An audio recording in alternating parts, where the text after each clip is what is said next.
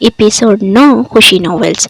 शाम का वक्त है और घर में हल्की रोशनी है। अरसलान काज़मी घर के अंदर दाखिल होता है, हमेशा की तरह चेहरे पर मुस्कुराहट लिए हुए। नायाब कमरे से बाहर निकलती है और देखती है कि अरसलान की बहन किसी से बात कर रही है। दोनों हंस रहे हैं और उसकी माँ मोहब्बत भरी नज़रों से उसकी तरफ देख रही हैं।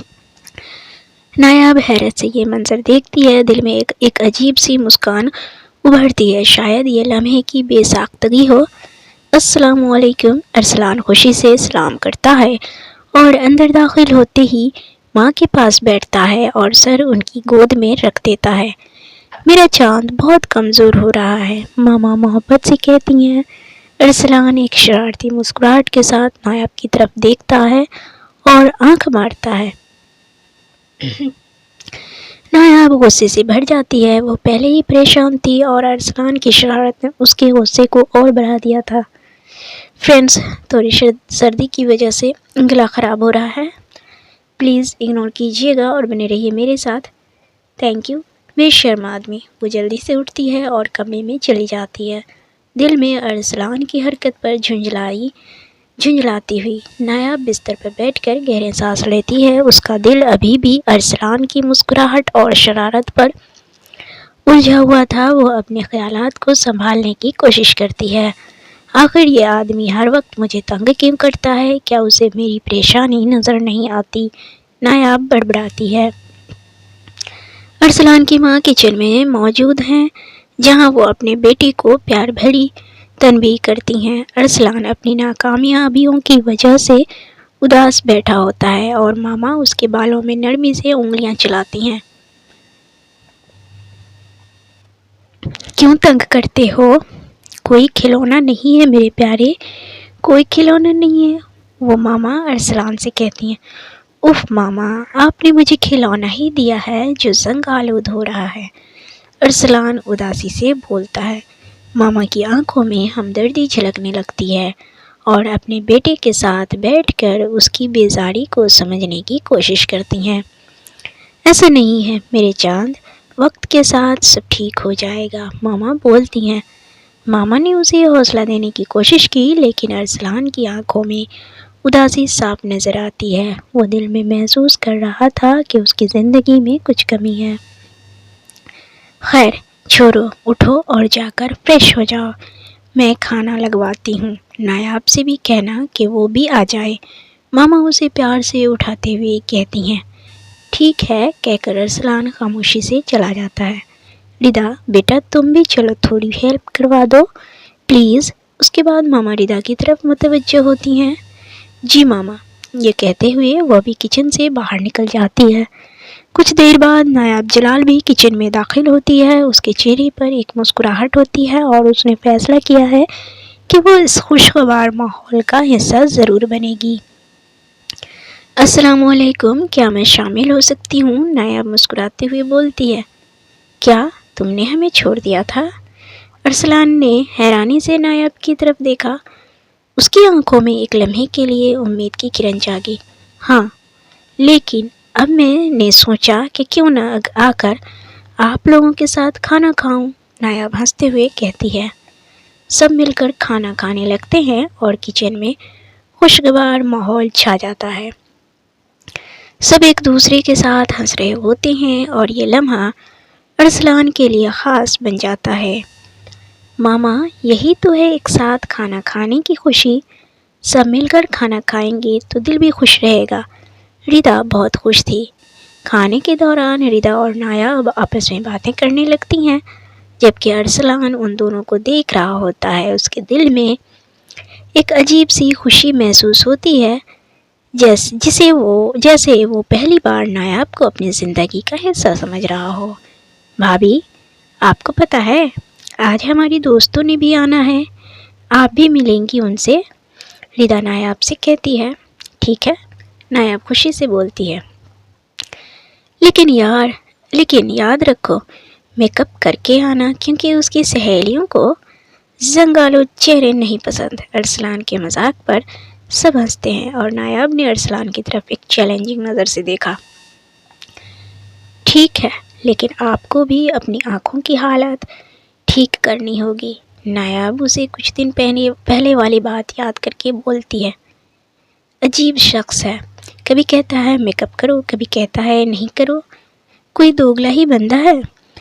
نایاب اسے دل میں گالیوں سے نوازتی ہے۔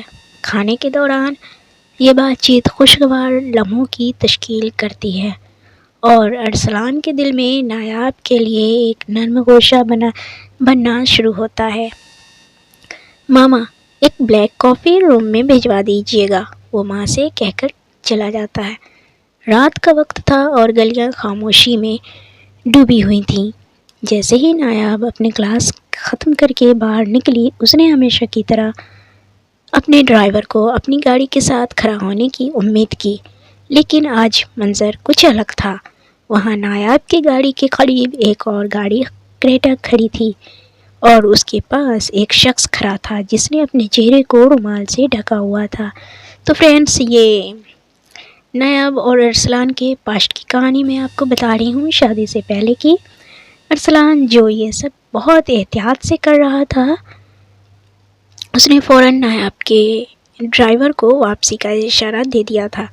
ڈرائیور جسے ارسلان کے اس اشارے میں کوئی ہچکچاہٹ محسوس نہیں ہوئی، جب چپ چاپ واپس چلا گیا۔ وہ نایاب نے جیسے ہی اس شخص کو اپنی گاڑی کے قریب کھڑا دیکھا تو اس کے قدم ایک لمحے کے لیے رکے، لیکن اس نے جلدی سے خود کو سنبھالا اور آگے بڑھنے لگی۔ آپ کون ہیں اور میری گاڑی کہاں ہے؟ نایاب نے حیرانگی سے پوچھا۔ ارسلان نے اپنی آواز کو قدرے بدلتے ہوئے بولا، نایاب بی بی، آج آپ کے والد صاحب نے مجھے آپ کو لینے کے لیے بھیجا ہے۔ ان کا کہنا تھا کہ کچھ ضروری باتیں کرنی ہیں۔ نایاب نے تھوڑا سا پریشان ہو کر کہا، میرے والد؟ انہیں نے تو کبھی اس طرح سے بھیجنے کا نہیں کہا۔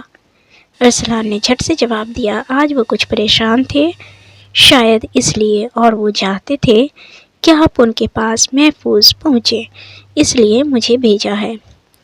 نایاب کو کچھ عجیب سا محسوس ہونے لگا، مگر ارسلان کی باتوں نے اتنی خود اعتمادی اور سکون تھا کہ اس نے زیادہ سوال کیے بغیر بڑھ کر گاڑی میں بیٹھنے کا فیصلہ کیا۔ اس نے سوچا کہ اگر والد نے بھیجا ہے تو یقیناً کوئی خاص بات ہوگی۔ جیسے ہی وہ گاڑی میں بیٹھ گئی، ارسلان نے خاموشی سے گاڑی کا دروازہ بند کیا اور خود ڈرائیور سیٹ پر آ کر بیٹھ گیا۔ نایاب نے چپ چاپ سیٹ بیلٹ باندھ لی، مگر اس کا ذہن اب بھی اس اچانک تبدیلی کو قبول نہیں کر پا رہا تھا۔ ویسے آپ کو میرے والد نے کیوں بھیجا اور انہوں نے مجھے پہلے کیوں نہیں بتایا؟ نایاب نے بات چیت کا آغاز کرتے ہوئے کہا۔ ارسلان نے دل ہی دل میں مسکرا کر کہا، شاید ان کا پلان اچانک بدل گیا ہو، وہ اکثر مجھے اہم کاموں کے لیے بلاتے ہیں۔ اس نے اپنی آواز کو نرم اور گہرا رکھتے ہوئے مزید کہا، آج ان کا اصرار تھا کہ آپ کو جلدی اور محفوظ گھر پہنچا دیا جائے۔ نایاب نے قدرے تجسس بھری نظر سے اس شخص کو دیکھا جس نے اپنا چہرہ رومال سے ڈھکا ہوا تھا۔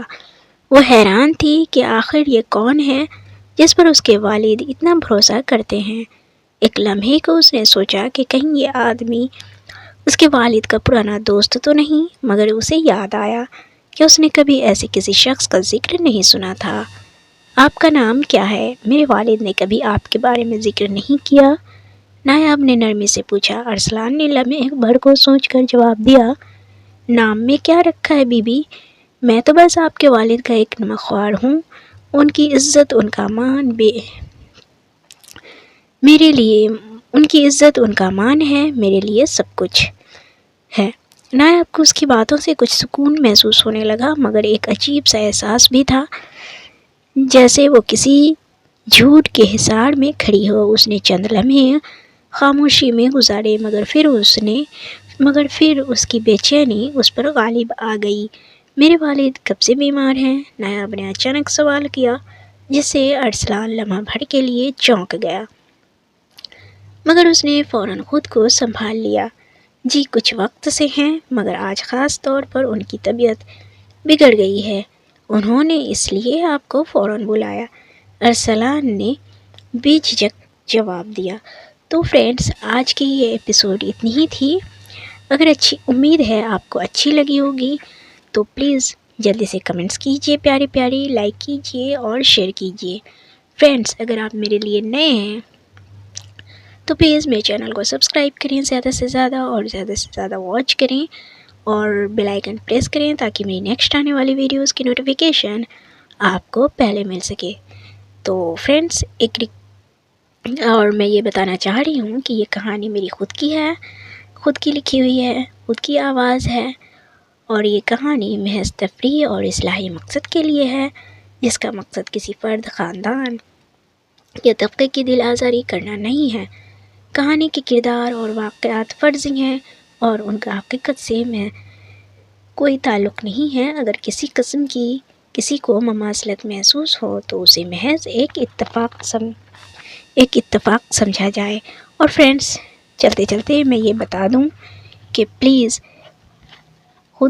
جو بھی لوگ خود کی محنت کرتے ہیں ان کی محنت کی قدر کریں فرینڈس، اور مجھے بھی آگے بڑھائیں ان لوگوں کی طرح، اور فرینڈس تاکہ میں آپ لوگوں کے لیے پیاری پیاری بہترین سے بہترین کانٹینٹ لانے کی کوشش کروں۔ تو ملتے ہیں کل پھر نیکسٹ ایپیسوڈ کے ساتھ، اور تب تک کے لیے bye bye, take care and اللہ حافظ۔